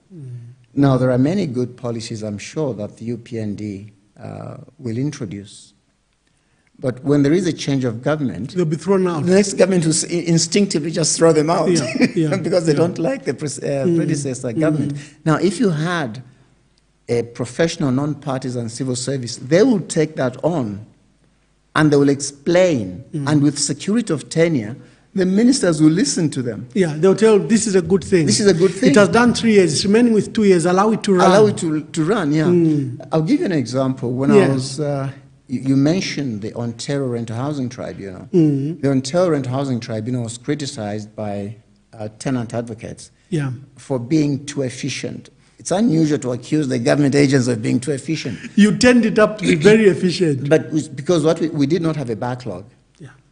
So when a landlord wanted an erring tenant to be evicted, we'll go through the process and they'll be evicted.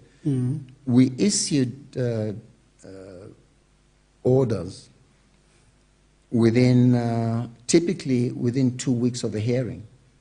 The parties got their order. This is what we have decided. Now, the opposition capitalized on this criticism coming from tenant advocates. And they won the election.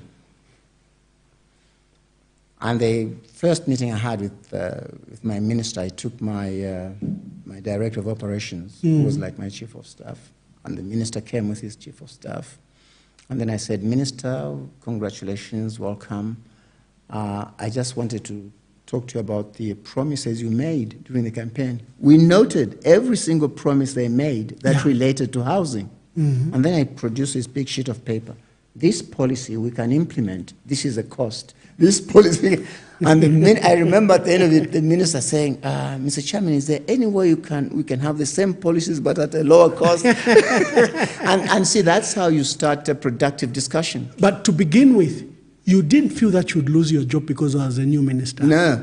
And if I had to lose my job, I would have happily lost it. Because my job is to be non-partisan, to be independent, and to give the best advice I can. Okay. I was quite shocked the other day. I don't know if it's social media manipulating somebody, but I actually heard a permanent secretary boast that he was a party cadre. Oh, yes. It has become normal. Our dear brother, Thabo Kawana, who's Permanent Secretary, Information and Media, said, I belong to a political party. I was brought here. I was appointed by the president. I'm a party cadre first. Now, that should not be available to the public service. I mean, to the civil service group. You should have professionals. Yeah. And This is how wrong things are. Yeah. That the abnormal have become normal. And the PS can boast that I'm UPND and, you know, I will influence the policies of my party. That's a rot we are saying has gone to our civil service. The decline, like you traced, from 69. That's right. Probably is at its lowest ebb now. And you know, just, I think you're quite right, because I remember a PF permanent secretary actually giving a political speech. No, here we tussle with permanent secretaries. We politicians are fighting with permanent secretaries, not with their ministers who are politically then we can engage in. Yeah. But we are fighting with permanent secretaries, as if they are politicians. Yeah. You know, what happens when a new government comes in? They are flushed out. Yeah. Yeah. The next 6 years, what are your reflections? What should we do as we begin to end the program? In terms of what the country should do? Yeah. Where should we go? Let's go back to democratization of the economy and indigenization of technology. There's low-hanging fruit. You said indigenization of technology. What do you mean? See, indigenization of technology means instead of buying finished equipment, you start by assembling that equipment. Then you start putting in local parts. You start making smaller parts that can be made by small-scale industries. It becomes a genuinely Zambian product. For example, instead of importing motor vehicle spares, they can be manufactured locally. They can be manufactured here. And in pathways to excellence, as you will find, I expand on an idea I first mentioned in Getting Zambia to Work, which is the Zambian government, at the time that I was writing or researching for pathways, were conservatively importing about 12,000 motor vehicles every year as finished products. My suggestion is the government has a policy and says we are not going to consume anything that has no Zambian content, and that includes motor vehicles. If that happens, people will be lining up to set up a plant here for the sole purpose assembly. Because they know they've got a guaranteed market of 12,000. And of course, they're not going to manufacture just 12,000. They're going to manufacture even more because the public collectively have more motor vehicles than the government. And the automotive industry is particularly interesting because of its multiplier effect. And this is what I mean. In North America, for every job you create in the automotive sector, you create 8 more jobs in the broader economy. Now, here in Zambia, on average, you are probably going to need about a minimum of 3 people on average to assemble one car, maybe 4. So you're talking about 36 jobs created immediately. You know? Yes. So no, India has done very well, and I saw it in Ethiopia, where buses are assembled locally. I've seen it in Uganda, where buses and vans and other vehicles are assembled locally and they are consumed. Rwanda did similarly and invited these automotive big players and invited them to assemble. If the president even committed that we'll be buying vehicles, government vehicles will buy them from you if you assemble them locally. That's right. Yeah, you can provide such incentives. So imagine creating 60,000 good-paying jobs. 60,000 in Zambia.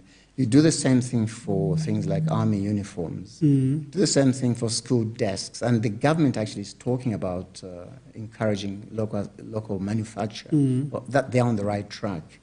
You do that for everything that the government consumes. The government is a big consumer. If you follow through with that policy, within 5 years, you have about 1 million jobs created. And that's what makes a difference. That's what turns the economy around. That's on the economic front. There is other low-hanging fruit in terms of national unity. Why do we have a national registration card that says, Chief Village? Banda, born in Kitwe, Chief Nkula, Village, District Chinsali. Why is that necessary? All that does is sensitize Zambians to ethnic differences. Rwanda abolished for good the identification of your village and tribe. You know why? When the genocide took place, the Hutu extremists simply set up roadblocks. Everybody coming through was asked to produce their national identity card. And you identified by And it that. says Tutsi, and they took out the gun and shot him. Now, I don't think that will happen in Zambia. I certainly pray it does not. But what will happen, and probably already happens, people will look at a person's ethnic identity. They're looking at the names. And they'll deny them the job. Yeah. You know? We cannot build a nation like that. That's low-hanging fruit. I'm sure that can be done by executive order. Simply say no. President Edgar Lungu visited Rwanda, Yeah. and he came and announced at the airport, like thinking aloud. He says, I found this unique way of abolishing literally the issues of tribe and the issues of where you are born on our national document. Yeah. Oh, there was an uproar. I remember. There was an uproar. And I'm glad it's coming from you, who has seen it work elsewhere. Yeah. It's in that book, actually. Yeah, yeah, that national unity is so cardinal. Yeah. It's a national building project. It's not rhetoric. You can't preach unity and practice tribalism. No. The two don't go together. No, it's like banning opposition parties from holding rallies and calling yourself a democracy. That just doesn't work. We saw this under PF. We see it currently. It's like advocating violence and saying you're a Democrat. The two are mutually exclusive. Yeah. You're either a Democrat or you're a violent person. I was very sad yesterday morning when I heard on BBC they were discussing the growth of democracy in Africa, and then they identified tyrannical regimes, and they said the following regimes have suspended civil and political rights. And they named Niger, Mali, Burkina Faso. Among the top 5, Zambia was there. Yes, I saw that report. I couldn't believe it. I said, if there are 55 states and someone is talking about dictatorship and tyranny, we should be at the end because we're supposed to be a democracy. We're a flag bearer of democracy in Africa. How are we finding ourselves at indices like that, where now we are identified as a country that has suspended political and civil rights? Because those are fundamental human rights and political and civil rights.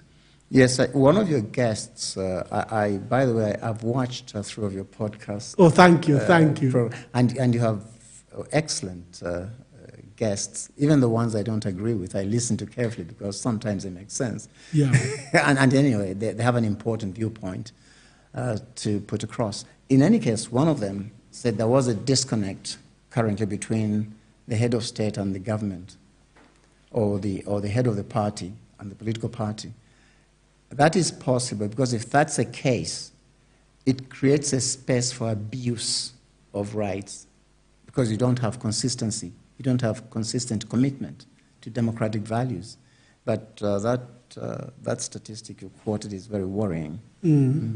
Yes, yes, indeed. You mentioned third elements. You've mentioned democratization of the economy, indigenization of technology. What is the third element? No, I said those are the two basic things that you have to do. And then there's a subset there. The other thing you do in terms of growing the economy, tourism. And I have to say, I met the Minister of Tourism. Yeah. I have to say, I was very impressed with him. I think he's committed, and I think. Yeah, you're coming from Livingstone. Yes, did you meet him in Livingstone? Yes, I was in Livingstone. Does he see the potential that tourism has to offer to our economy? He does see the potential that tourism has to offer, and I hope that he's given the leeway to do what must. He's very enthusiastic. He's very young. He's very keen. Yeah, he grew up in Livingstone. Yes. He's a member of parliament for Livingstone. I guess he understands tourism, and like you are saying, let's hear his ideas. And what really impressed me about him was the way he notices things and the impression it has on him. My sister's 60th birthday was celebrated in Livingstone. She lives in Switzerland. And there was a contingent of 30, 40 people from Switzerland, a contingent from the UK, from Michigan, from Canada, myself, from South Africa. Yeah. Just that group alone must have spent about $100,000 in Zambia. Wow. So that shows you the power of tourism. And the Minister of Tourism said, Mubanga, my sister, you have embarrassed me. You and your husband, Fred, have embarrassed me. There's a person who sees an opportunity at that level. Yes. Really deserves our praise. I was very, very pleased. But here's an interesting thing. In less than 10 years now, visitors to the African continent will almost triple. Tourists coming to the African continent, it will triple, almost. When you look at what tourists want to see on the continent, there are 4 things that are consistent. Number 1, it's game. Wildlife. Wildlife. Number 2, it's the pyramids. Number 3, it's the Victoria Falls. Number 4, it's a modern African city like Kigali, which the English call Kigali, or Cape Town. Now, of these 4 things, Zambia has 2. Wildlife and the Victoria Falls. Now, I'm not suggesting that we expect 50% of the receipts. So I work on the basis of 2%, which you will agree is ridiculously modest. It's very, very low. But even at 2%, if we get our act together, if we just attract 2% of that market that will be coming here in 10 years' time, we shall earn each year about $11 billion from tourism alone. Wow. Yeah, it's our biggest potential if we actualize it. Another one is agriculture. Do you have any thoughts around agriculture? I do have thoughts around agriculture. Zambia has 42 million hectares of land that is classified as medium to high quality. That's very, very high. Of that land, we utilize 14%. Only 14%. It's not because we are lazy people or anything like that. It's because there is no infrastructure. Now, one way to open up this land is to build a road or a railway line from Mongu to Kapirimposhi to Lundazi. That opens up a big chunk of land because now people can actually farm and get their produce to market. But our instinct might be to say, let's go to the World Bank to borrow. Let's go to IMF. I have a different suggestion. We build a dual carriageway toll road from Mongu to Kapiri to Lundazi. We then target the Zambian diaspora to buy shares in the company that owns the toll road. The cost is going to be about $1.2, $1.3 billion. To raise that amount of money from the diaspora, you need a commitment on average of less than $5,000 from each one of them. Yeah. That's it. Wow. We can raise that. We can raise that.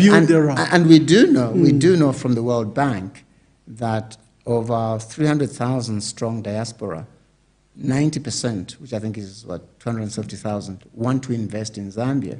And we do know from practice that when they look at meaningful investment, they're looking at between $50,000 and $100,000. So even if you are conservative and say they'll only invest $50,000 at most, you're looking at an investment wall of $13.5 billion. We have ignored you in the diaspora. Yeah. We've ignored the resource that you can raise for a country. We've not utilized the potential and the markets you can open for us and the critical investment that is required in our economy. Philippines, 40% of their foreign exchange earnings come from the diaspora.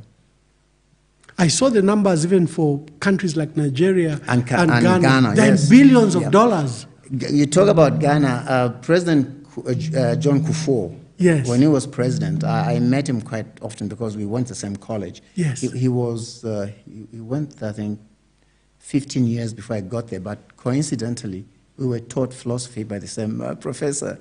So we saw these meetings, and I talked to him about Ghana.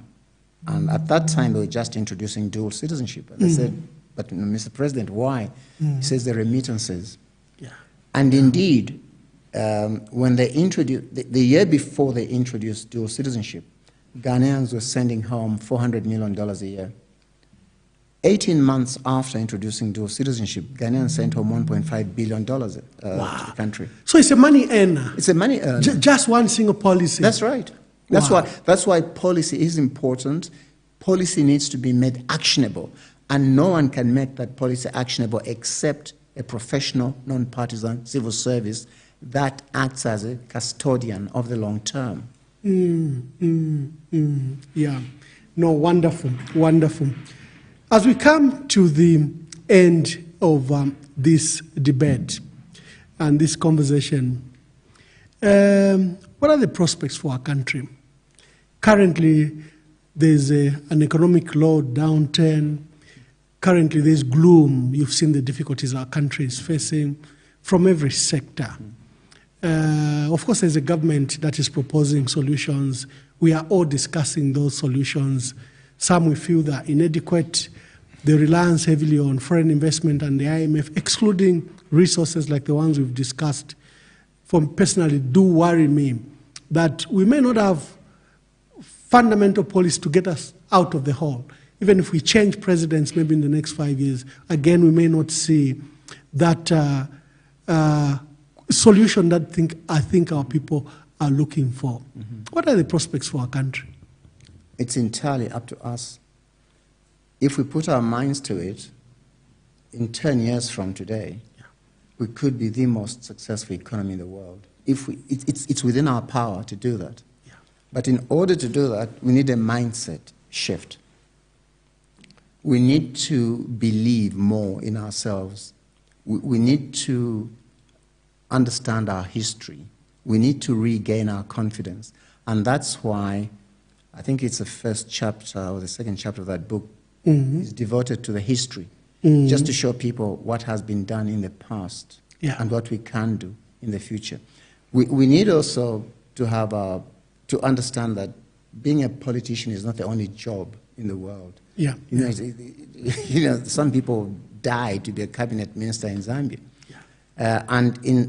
As part of that process, we also need to know that politics is not about insulting each other. You know, we have one government at a time. That government must be connected to the opposition and must be respectful of the opposition, as the opposition must be of it. If you don't have that, you're going to have chaos. You know, if you take shortcuts in politics, you oppress the opposition. For example, you deny them permits to hold rallies, illegally, by the way. You imprison them, you torture them. It may give you short-term satisfaction, but in the medium to long term, that's the beginning of the digging of your own grave. Yeah. Yeah. And similarly, if the opposition is abusive of the government, it may give them some satisfaction in the short term, but what justification would they then have to insist on being respected when they are in government?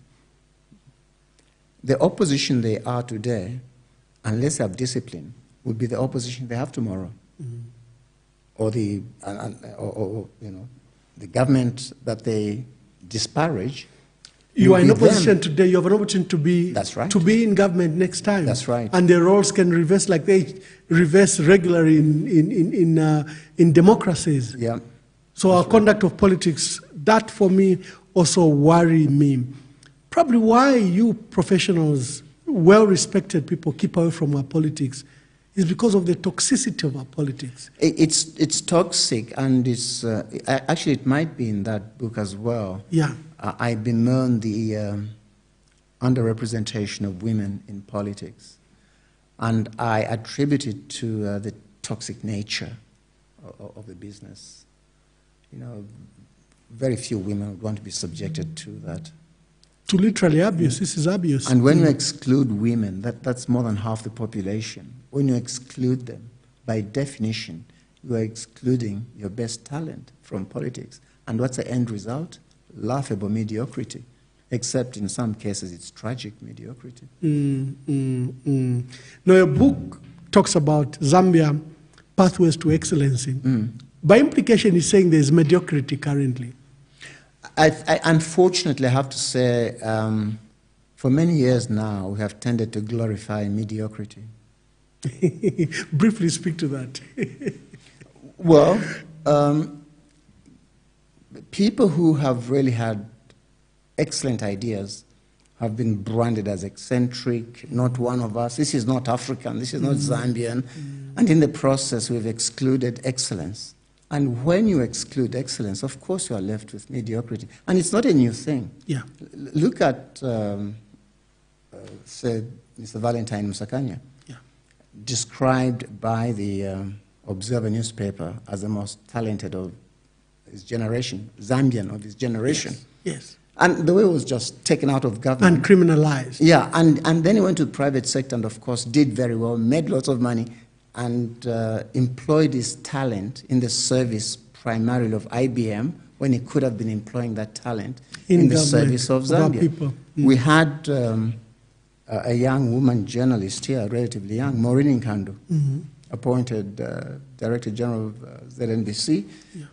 Something about her offended someone. She has a track record of excellence, and she's denied the appointment. And then a few months later, she becomes Under-Secretary General of a very respectable international organization. That's what I mean by the glorification of mediocrity. Yeah. It's the exclusion of excellence. Wonderful, wonderful. Chisanga Puta-Chekwe, let's have your last words. My last words are, we have only one Zambia. How far Zambia goes is entirely up to us. But I would like every Zambian to know that we have it within us if we are disciplined, if we are inclusive, and if we are prepared to self-exert. We have what it takes to be the greatest nation on earth. Wow, wonderful. You are a senior fellow at Mercy College, University of Toronto. Are you still teaching? No, I do mostly mentoring.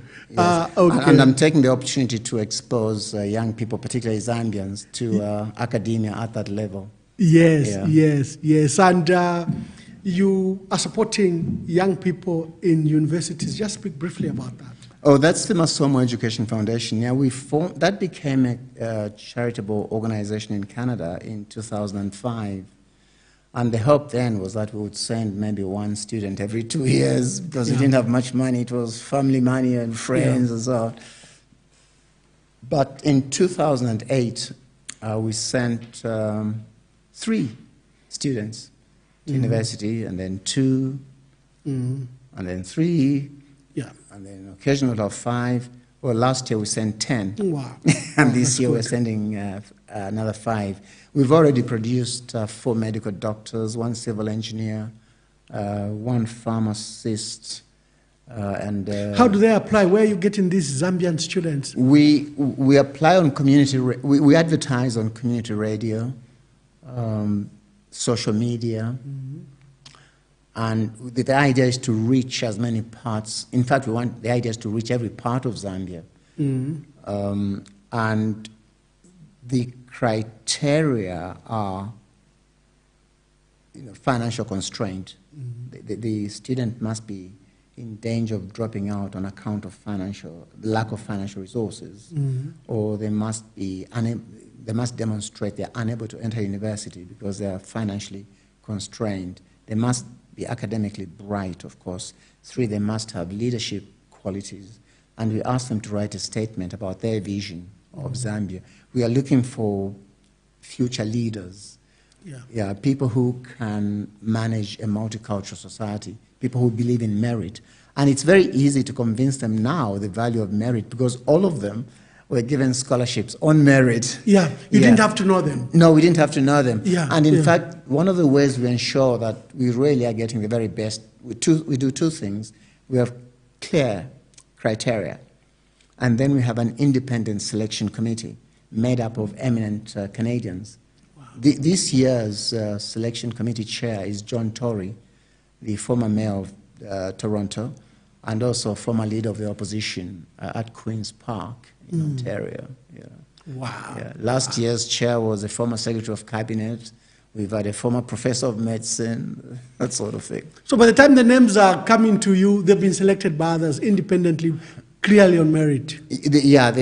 For example, I don't know who the 5 will be this year, but I know who the top 13 are, because they wanted to show me the methodology that they are using, yes. Okay, wonderful.